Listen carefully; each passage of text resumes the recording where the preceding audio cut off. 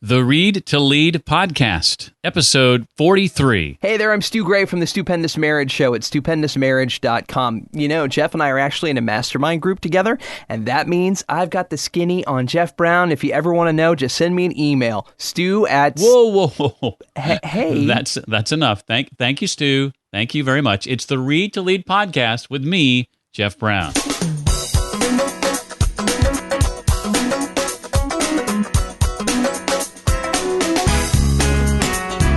Work-life imbalance has nothing to do with how much yoga we do. Work-life imbalance is that we feel safe at home, but we don't feel safe at work. In other words, we don't trust that our leaders have our interest in mind. Welcome to the Read to Lead podcast with Jeff Brown. Jeff believes that if you desire to achieve true success in business and in life, then consistent and intentional reading is a must. The Read to Lead podcast will not only help you narrow this ever-important reading list, but also bring you key insights and valuable feedback from some of today's most successful and inspiring authors. And now, here's Jeff. I am Jeff, and this is the podcast dedicated to your personal and professional growth. This week, we sit down with another successful and inspiring author to talk about his latest book. It's Simon Sinek this time around, author of the book Leaders Eat Last, Why Some Teams Pull Together and Others Don't. And in today's episode, Simon will share his thoughts on the lies we choose to believe about the safety of a job, the chemicals in our body that all play a role in our positive feelings, the new challenges that technology presents for today's leaders, and a lot more. First, I want to tell you about Blinkist. This is a company I discovered just a few weeks ago. They create thoughtfully composed, human-made business book summaries. If you suffer from information overload and you want an effective way to read more in less time, then you need Blinkist. Now more than ever, because they've got a special deal just for you as a listener to the Read to Lead podcast. They came to me yesterday and they said, Jeff, we want to offer 20% off on our annual subscription for Read to Lead podcast listeners. So all you need to do is go to readtoleadpodcast.com/Blinkist. Again, that's readtoleadpodcast.com/Blinkist. And then when prompted, use the code READ to LEAD, all one word, READ to LEAD, and you'll save 20% on an annual subscription to Blinkist. Think about the books on your bookshelf that you've yet to finish, or maybe there are even a few you haven't even started yet. And what if each of those books, still calling your name, took just 15 minutes of your time? That's all it takes with Blinkist, 15 minutes to glean the main ideas and key insights. How many of those books, then, could you check off your list? I don't know about you, but that'd be pretty liberating for me. That's why you need Blinkist. Go to readtoleadpodcast.com/Blinkist and enter Read to Lead as your discount code. That's all one word. readtoleadpodcast.com/Blinkist and the discount code Read to Lead. Described as a visionary thinker with a rare intellect, Simon teaches leaders and organizations how to inspire people. And with a bold goal to help build a world in which the vast majority of people go home every day feeling fulfilled by their work, he is leading a movement to inspire people to do the things that inspire them. A trained ethnographer, he is the author of 2 books, the global bestseller Start With Why, How Great Leaders Inspire Everyone to Take Action, and his newest book, Leaders Eat Last, Why Some Teams Pull Together and Others Don't. Fascinated by the leaders and companies that make the greatest impact in their organizations and in the world, those with the capacity to inspire, he's discovered some remarkable patterns about how they think, act, and communicate and the environments in which people operate at their natural best. He's devoted his life to sharing his thinking in order to help other leaders and organizations inspire action. He's best known for popularizing the concept of why and for the talk he gave on the subject that became the second most watched talk of all time on TED.com. When I launched the podcast almost a year ago back in July, one of my goals at the very outset was to have Simon Sinek on the podcast, and I'm excited to say that day has finally arrived. Simon, welcome to the Read to Lead podcast. Thank you. Nice to be here. Well, I know that prior to the release of your first book, Start With Why, you had a chance to talk on the topic at great length and get feedback and share ideas and really flesh a lot of that out. And then, like an artist who has their whole life to write their first album has 18 months to 2 years to write their second. And so I want to ask, with the huge success enjoyed by Start With Why, how does one avoid the sophomore slump, if you will, or do you even concern yourself with issues like that when it came to writing Leaders Eat Last? So, I mean, you hit the nail on the head. I spent a lifetime, sort of working up to the first book, and it was born out of, a personal challenge that I had to overcome, and it was the solution I found for myself that was the birth of the idea. It was never an academic or commercial exercise. And then, sort of, when you have that second opportunity, you're told, by your publisher, what do or asked, what do you have next? The good news is I never felt a pressure to write. I didn't feel a pressure, and I didn't want to write anything unless I had something worth writing about. Mm. I had already accepted that I may just just write one book for my life. That's okay. Yeah. I had no requirement that I write another one. They just had an option that I write another one if I write another one. And so there was I didn't feel any force. And so in my own education, and I consider myself a student of leadership, I myself found myself not only struggling with issues of trust and cooperation and where they come from, but meeting people who I saw who didn't trust each other, and meeting people I saw who did trust each other in remarkable ways, and became fascinated with how that happens. Again, it's somewhat semi-autobiographical. And so, and once that investigation began, to your point about the sophomore slump, I again had already accepted the fact that any work that I do after Start With Why probably won't be as successful as Start With Why. The success of Start With Why was an accident, so I can't make something more successful on purpose. So those pressures really, I must admit I didn't feel them. The biggest pressure I felt was I was learning so much remarkable stuff that was changing my perspective on the world. The pressure I felt was, would I be able to capture that in a manner that would have the same impact in other people's lives? And so that's what produced Leaders Eat Last. In preparing for book number 2 and research and such, what did your time, Simon, studying our military specifically teach you about leadership? So I spend a lot of time with them, and I write about them quite considerably in Leaders Eat Last, not because they have a different form of leadership. It's just that the lessons of leadership, the foundational lessons of leadership, are more exaggerated because they deal in matters of life and death. So where things like trust and cooperation for us may be luxuries or nice ideas or things to talk about in an interview, for them they're an absolute necessity, because absent trust and cooperation, people will die. And so if you have something that is required, if trust and cooperation are a necessity, how do you go about creating them in an organization? And so I learned a lot of lessons about where trust and cooperation come from the military, and they are absolutely transferable to any group or organization. Like I said, the lessons are just exaggerated in their line of business. And basically it all boils down to how we feel amongst each other and what we feel the responsibility of leadership is. True leaders are responsible for the people in their charge. They take responsibility for their lives. Too many of our leaders in our modern organizations feel that their job is the take responsibility for the numbers or the performance of the organization. And this is the furthest thing from the truth. The reality is a leader's job is to look after the people, and the people's job is then to look after the numbers in the organization.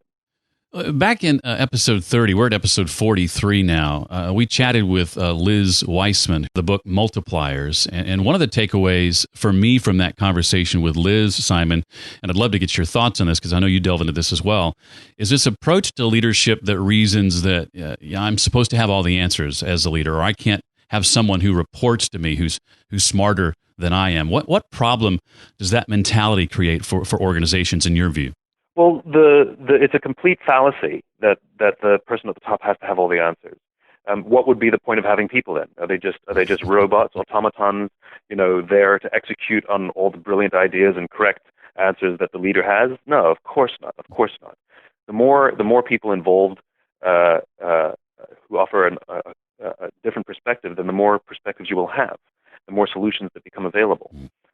Great leaders know that they don't know everything. And great leaders are very open to the ideas of others. What their responsibility is to set the course, in other words, articulate a clear vision that we're working towards, which is different than a big goal, and to give the people the resources and protect the people. But yes, this idea that my credibility as a leader is tied to my intelligence or my capacity or capability are complete nonsense. I used to believe the lie is the word you use, the lie of the safety that a job provided. How safe is it, though, when one person's decision can mean you don't have it anymore? Right, exactly right. In fact, that happened to me a little less than a year ago, a job I'd held for 14 years. You say that this myth of job stability may be, though, the least of our worries. Which is ultimately worse, Simon, not having a job at all or working every day at a job that we hate? So the statistics and the studies are clear on this, which is that people who have no job tend to have the same levels of stress or lower levels of stress than people who work in a job they don't like. So think about that. Going to a job you hate or going to a job you don't love is actually more stressful than not having a job at all. And this is sort of a remarkable thing. And what it starts to inform us is that as human beings, we're social animals. Our happiness, our success, our survival, our health depend quite a great deal on how we feel amongst the people with whom we live and how we feel amongst the people with whom we work. This is what work-life imbalance is. It has nothing to do with how much yoga we do. Work-life imbalance is that we feel safe at home, but we don't feel safe at work. In other words, we don't trust that our leaders have our interest in mind. And when there's this underlying stress, tension, fear, whatever you want to call it, when there's this underlying belief that our leaders would sooner sacrifice us to save the numbers and wouldn't sacrifice the numbers to save us, what that does is it makes us, there's a biological and anthropological reaction to that kind of feeling, which is we become paranoid, we become cynical, we become mistrustful, and we become self-interested. Of course, because if we don't trust that someone else will look after us, we have to look after ourselves. Any organization, anybody that feels compelled to write a CYA email means that they work in an organization where they don't trust their leaders. Because why would you invest time and energy to write a CYA email if you didn't fear anybody? Of course you wouldn't, right? So these things are symptoms. And think about it from a leadership perspective. Your people are spending time to write emails to cover their own behinds as opposed to working hard to solve the problems to advance the organization. Well, guess what? That's a leadership problem. That's not the problem with your people. That's a problem with you. Well, related to that, Simon, can leading a movement to inspire people to do the things that inspire them include not working for a company at all? In other words, do some of us need to resign ourselves to the fact that we won't find that inspiration in a traditional work environment? I'm agnostic as to how people find what inspires them. And I do not believe for 1 second that if you work in an organization in which you have poor leadership, that the only option is to resign and do your own thing, or to begin that search of trying to find an organization that you would feel like a good fit, that you would feel valued and valuable. That's not it at all. We all have the responsibility to be the leaders we wish we had. So you don't have to quit. What you have to do is come to work with a new commitment. In other words, the commitment isn't to look after myself anymore. The commitment is to look after the people to the left of me and to look after the people to the right of me. That to go to work, committing yourself. In other words, this is the challenge of leadership. Leadership requires an element of courage and risk, because it's really much easier to just keep your head down and not worry about anybody else but yourself.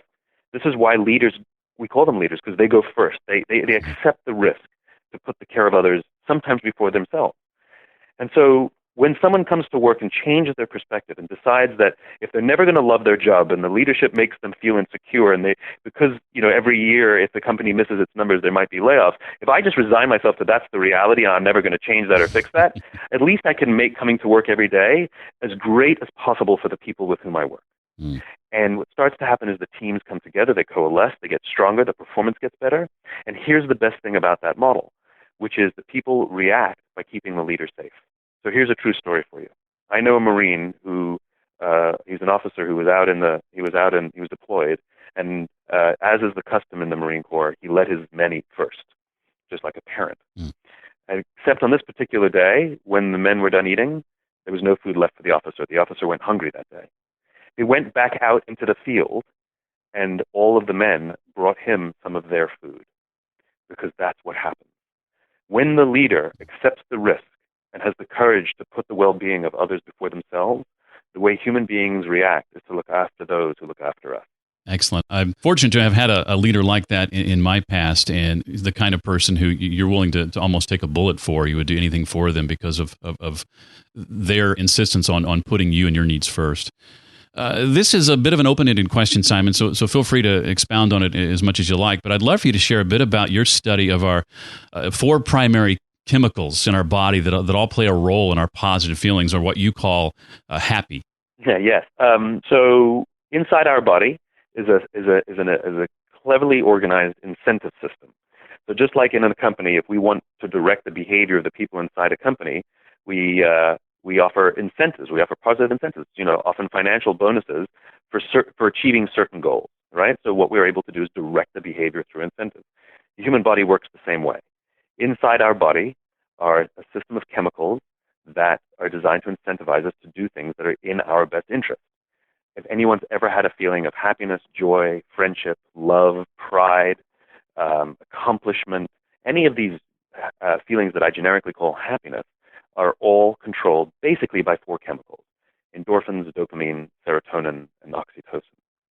And it's the things that have those chemicals fire off that will direct our behavior. So, for example, dopamine is the feeling we get when we find something we're looking for or accomplish something we set out to accomplish. So when it feels good to cross something off your to-do list, when you feel like you won or that you sort of achieved something big when you hit a goal, or when you actually win a game, that rush of winning the game or crossing the finish line, that's because of dopamine. And dopamine is trying to get us to, find food, do things in our best interest, advance, accomplish. That's what it's designed to do. Unfortunately, that is the predominant chemical incentive employed when we have an individually incentivized performance structure. In other words, if you hit the goal, you get the bonus. And when you hit the goal and you get the bonus, you get a shot of dopamine, which makes you feel good, right? The problem is the feeling doesn't last. Dopamine is also the feeling you get when you drink, gamble, smoke, do drugs. In other words, you get a hit. That's what happens.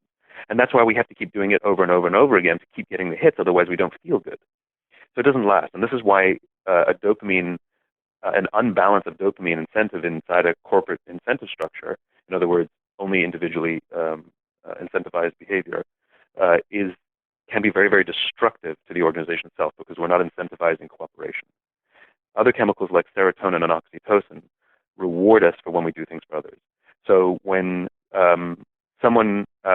if you've ever had somebody do this for you, where you come through a toll booth and the guy in front of you, a total stranger, paid for the toll for you, and the toll booth collector just wafts you on and says, "Go ahead, somebody already paid for you." It feels good.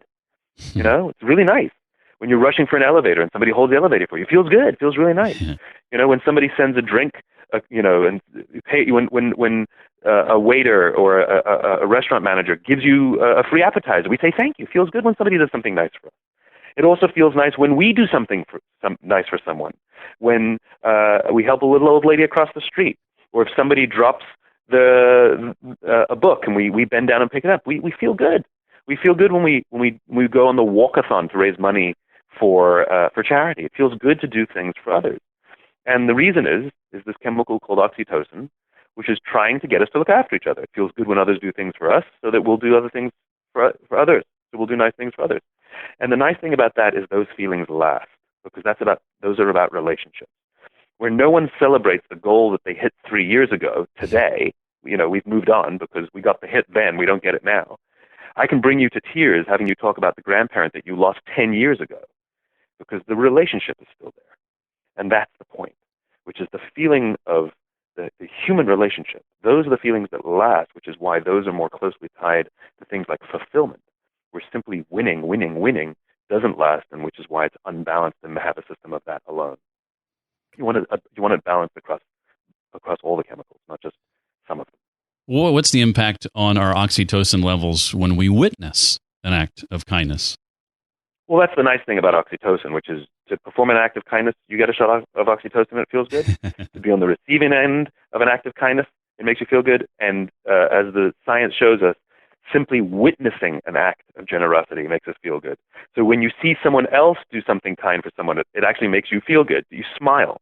Mm-hmm. When you see a movie of sacrifice or warmth, it makes us feel good. When they have those feel-good stories, quote unquote, at the end of the news, of somebody who climbed up a tree and rescued a kitten for a little girl, We feel good. It makes us feel good to hear those stories because we're actually getting a shot of oxytocin when we hear about generosity and kindness. And as is the chemical, because the way the chemical is designed, when we have more oxytocin in our body, we actually want to do more nice things for each other.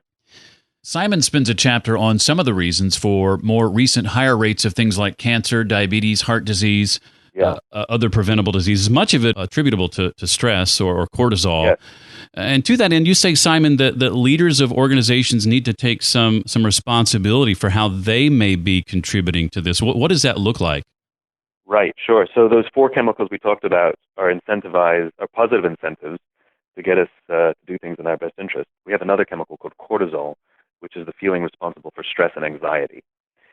It's basically an early warning alarm system designed to keep us alive. So when we fear something, that immediate it's the first part of fight or flight. That sort of tension that we get. Like you hear a bump in the night, you wake up and you go, right? That's cortisol, right? There's something there, find the danger. And so we go looking for the danger, and our muscles tense up, and our heart rate increases, and the breathing starts to increase. And what's happening is the glucose is fired into the muscles, our heart rate increases, all to prepare us for fight or flight. That's what cortisol is designed to do. It's designed to keep us alive. We find out that the bump in the night was just a squirrel. We take a deep breath. We allow the cortisol to leave our bodies, and we go back to bed. The problem is cortisol is not supposed to stay in our bodies. It's supposed to go in and leave. It makes us paranoid. It makes us tense. It increases stress. It makes our senses heightened to find the danger. It also makes us selfish. Cortisol is actually an oxytocin inhibitor, which means it actually inhibits empathy because it's only designed to keep you alive, right? Mm-hmm. So when we work in a corporate environment, when we work in an office environment, where we believe that our leaders would not keep us safe, that we believe that they would sooner sacrifice us to save the numbers, as I said before, when we feel that we are disposable commodities, we have these low levels of cortisol in our bodies, which is why we have work stress, which is why we have tension, which is, all the same things, The problem is that cortisol has such adverse effects on our bodies because when we have cortisol in our bodies, it actually turns off our immune system. So when you have a lot of cortisol in your body, it turns off your immune system because at that moment, you don't need an immune system. You just need to run away. And it needs to get the energy from somewhere. It turns off growth. You don't need your fingernails to grow when you're afraid, So it's not supposed to last. So when we have these low levels of cortisol in our bodies all the time, it really just wreaks havoc with our immune systems. So if you look at the United States today, for example, we have some of the best hospitals in the world, some of the best doctors in the world, some of the best medicines in the world, some of the best medical training in the world, and yet cancer's on the rise, diabetes is on the rise, heart disease is on the rise. It's not just because of partially hydrogenated oils. Our jobs are literally killing us. And so leaders bear responsibility for the lives of their people inside the organization, literally, not figurative, the actual life of the human being. And it's my assertion that good, well-led organizations that, strangely enough, are also more innovative, more productive, more profitable, the people actually live longer and have happier marriages. This is something that I'm exploring right now. We're actually starting to count the numbers to see if there's actually a correlation. But it makes the logic is absolutely sound based on the science. Simon, what challenges does technology, specifically, things like smartphones or social media, present for today's leaders that yesterday's leaders didn't have to concern themselves with? The technology is a good thing, but like all good things, in moderation. Alcohol is not bad. Drinking to excess is bad. Gambling, there's nothing wrong with gambling, but gambling too much is bad. So it's technology and specifically cell phones and social media function the same way. They're inherently good and offer huge benefits. The problem is, like alcohol, like gambling, every time we get a bing, a buzz, or flash, or a beep on our phones, we actually get a shot of dopamine. In other words, we get addicted. And so that feeling that we can't put our phones away, or that we have to check it as soon as we wake up, or that we walk from room to room holding our phones, or that we can't wait 10 or 15 minutes to get to wherever we're going when the phone buzzes when we're in the car, all of these things, the fact that we have to put it on the table when we're out with our family or friends, you're out with your friends, who do you need to talk to, The fact that we can't turn it off and put it away is because we have addiction. We literally are addicted. And we check it all the time. If we're feeling a little bit depressed, what do? We send out 10 texts hoping to get one back because it makes us feel better. And so one of the problems is when we become addicted to anything, dopamine is at the root of almost all addiction. When we become addicted to our cell phones or social media, like all addiction, in time, we will waste time, we will waste resources, and we will destroy our relationships. It doesn't feel good when someone is on their phone all the time when we're at dinner with them. And what we usually do is pull out our own phones as a means of compensation, right? So what leaders have to contend with today is that we have these systems, these technologies that are actively breaking down our ability to form good, close, trusting, cooperative relationships. I meet with a group of men as part of a mastermind group every Wednesday morning, and I'm going to start suggesting that when we gather to meet, that everybody puts their phone in the center of the table, stacked one upon the other, and that the first person who grabs their phone has to buy the meal. Well, what the folly of these things is that, if somebody's running 5 minutes late, we all sit there on our phones waiting for Bob to arrive. And the value of these meetings very often is not the actual meeting, it's the before and the after. It's the small talk, it's the catching up. This is where relationships are formed. Relationships aren't formed when we're reporting what happened that week.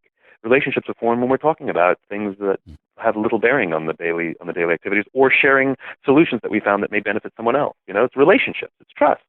And so I'm actually a great believer that forget about putting them in the middle when you get going, that as soon as you walk in the room, everybody turns off their phone and throws them in a bucket. And I don't mean waiting outside on the phone and then coming in. Like, as soon as you show up, the phone goes in the bucket. And when you're done, you don't take the phones out of the bucket. And when you have breaks, you don't take the phone out of the bucket. I mean, think about some of these conferences that we go to. Yeah. You sit and listen to the speaker for an hour, and as soon as the speaker's done and you have a half an hour break, everybody pulls out their phone. No, it's the half an hour between the speakers that's the valuable part for making relationships. Leave your phone in your room in the morning and go check it in the evening. But what if there's an emergency? When was the last time anyone was ever called in an emergency on their phone in the middle of a conference? 1 in a million? The value increases for us. The benefits to us are so much more exaggerated when we're willing to use the technology when necessary, but not feel like we have to be connected to it all the time in an unhealthy way. I'm attending and speaking at a conference in August. I'm going to have to give that a try. I hadn't thought about that, but that's the perfect opportunity. Just leave it upstairs, or just turn it off, or just, as you get better at it, it's like an alcoholic, right? Which is, they get rid of all of the alcohol in their house because you can't rely on your willpower, right? It's the same thing. You can't just rely on your willpower not to check it. Just leave it there, and you don't have the opportunity. And in time, you get stronger and stronger, and then you can carry it on you again, and you are much better at only checking it now and then. But at the start, sometimes more draconian measures are necessary just to get out of the habit. In Chapter 6, Simon shares his 5 leadership lessons. Simon, one question I ask all guests is, among all the leadership lessons you've come to appreciate, if you had to narrow the list down to a single theme or one central idea, what advice would you give? One leadership lesson, huh? I think we said it before, which is, a leader doesn't have to know all the answers, and they don't have to pretend they do. It's the willingness to admit and talk about that you don't know everything and you need help, but you'll commit yourself to helping others in their pursuit. It is that. It is the absolute honesty and selflessness of leadership. Public speaking is a topic that's come up again and again on the podcast, the idea that your success hinges on your ability to effectively communicate your ideas in public. And as someone who has had a hugely popular TED Talk, what's your approach, Simon, to public speaking? What's your goal when you set out to prepare a talk? I like to joke that I cheat. That's why they go well. I only talk about things I understand, and I only talk about things I care about. I cannot give you an impassioned speech about the migration patterns of African swallows. I can't do it. Because I don't care, right? And so I desperately care about this world that we live in, and I want to live in a world where I feel inspired and fulfilled and safe amongst the people with whom I work. I desperately care about it. So when I talk about it, the passion comes out. And this is not unique to me. It's not that I am a passionate person. We're all passionate for things. You talk to a parent, and they can tell you story after story and story after story about their kids. You go on impassioned for ages of how great they are. And, every parent, their kid is the smartest one in the class. I've never had anybody say that my kid's just not learning the alphabet where all the other kids are, So the point is that we all have passion for things and the opportunities to talk about those things. That's number one. The other thing is the perspective. Whenever I give a talk, no matter the audience, big or small, whether it's a meeting or a large stage, I show up to give. In other words, I have no expectations. I don't want to get anything back. I don't show up to sell a book. I don't show up to get a client. I don't show up to get a follower on Twitter. I show up to give. I have a perspective. And I want to share it, and that's it. And it's that mentality as a speaker. It's like, for example, we've all had the experience where you've gone into a store and you can tell immediately if someone is commission-based or not. Right? We can kind of sense that even if they're being nice and helpful, we can kind of sense that they're not really doing it to be nice and helpful. They're doing it because there's some benefit that they will derive if they make the sale. It's the same idea. Human beings are highly, highly sensitive social animals, and we can tell if someone's a taker or a giver, selfishly or selflessly motivated. And so we have to remind ourselves, show up to give. And it comes across. And it makes you a much more objective and impassioned presenter in any size forum. Well, Simon, in that this is the Read to Lead podcast, and we espouse the importance of reading, intentional and consistent reading, and its role in success in business and in life, I was wondering if you could name for us a couple of books that you've read or are currently reading that have had an impact on you, and share maybe how or why they impacted you as they did. Sure. One of them is Viktor Frankl, Man's Search for Meaning. Little book, really special book. For those who don't know Viktor Frankl's work, he was a Holocaust survivor. It is not a Holocaust account. And one of the things he couldn't understand while he was at Auschwitz is how all of these people who were suffering the same horror, why some had the will to live and some didn't. And one of his conclusions is we cannot control the circumstances around us. All we can control is our attitude. And it really is a remarkable thesis for all of us, not only to manage our work, but to live our lives. Another favorite one is David Marquet's book, Turn the Ship Around, which I adore. David takes my work and makes it very, very actionable, which I'm a huge fan of. And I just love his story of learning to trust others. There's another book, and I always get the title wrong, but it's 1727, I think. No, I mean 1527, something like that. 1427. It's 1427, something like that. It's basically about how the Chinese discovered America 50 years before Columbus. So 1492 is when Columbus was minus 50-ish. That's the title of the book. I just love books that present completely alternative perspectives on my understanding of the world and how the world works. Well, Leaders Eat Last has been out for a few months now, but I'm curious to know what's next for you. What projects are you working on, Simon, that you're excited about? We're currently building an MBA program from the ground up, a fully accredited MBA program. What we understand is that there's a distinct lack of leadership in our politics and in our business today, and instead of whining about it, we're trying to do something about it. I don't believe that the current MBA system is creating a solid bench. Very often they teach that people are resources to be managed, not humans to be led. And so we're teamed up with an amazing businessman, a man by the name of Bob Chapman, who I wrote about, and a remarkable Marine who used to be in charge of all Marine Corps training. And we are figuring out how to actually build an MBA that would teach leadership as leadership exists, as it should be taught, in an attempt to help build the bench. So pretty engaged in that, and always sort of trying to get involved and helping out in government and politics where I can for the same reason. More information on the MBA program, would that be at startwithwhy.com? We're still in the early stages. Okay. But okay. as we start to make progress, and we're going to probably start off with a small executive program Gotcha. to test out some of our theories, we'll definitely make announcements on my website and Facebook page and Twitter and all that good stuff.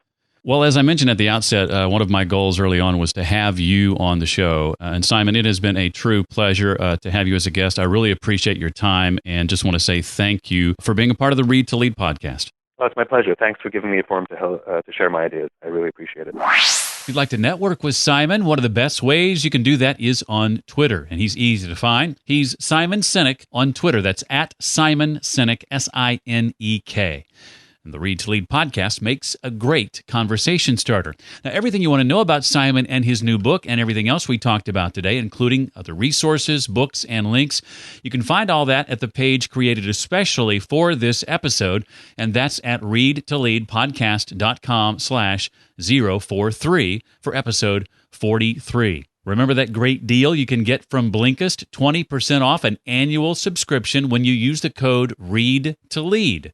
Just go to readtoleadpodcast.com/Blinkist to take advantage of this limited time offer right now. If you've yet to rate the podcast, and especially if you enjoy it, I hope you'll do that soon. It helps keep it visible and helps new people to find it more easily. If you give it a 5-star rating and leave a review, I'll be sure to mention you by name in an upcoming episode as a small way to say thanks. Now, to rate and review the podcast, you got a couple of choices.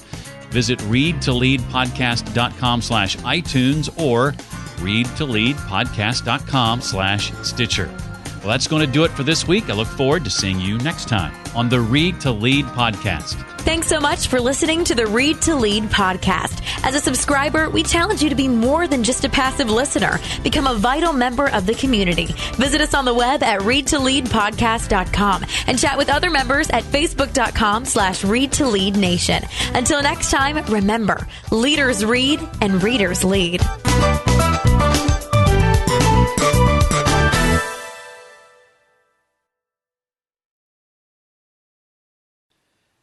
At last,